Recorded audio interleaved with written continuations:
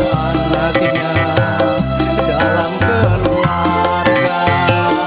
Terima dia dengan rela.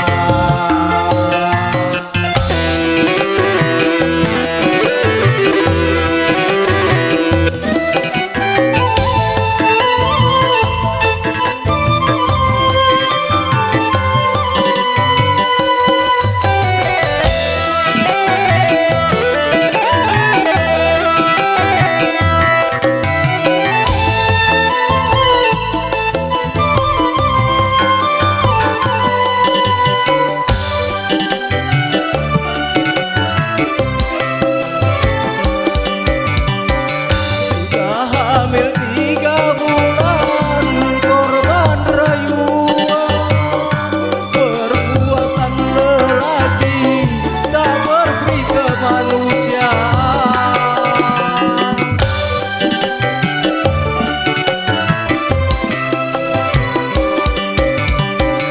Aku seorang suami takkan serendah itu, dan sebagai lelaki punya harga diri.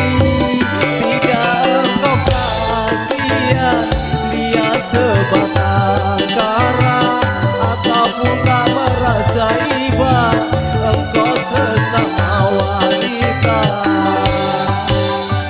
Terima dia dengan rela. Dialah adikku satu-satunya. Bila lahir nanti kita asuh anaknya dalam keluarga.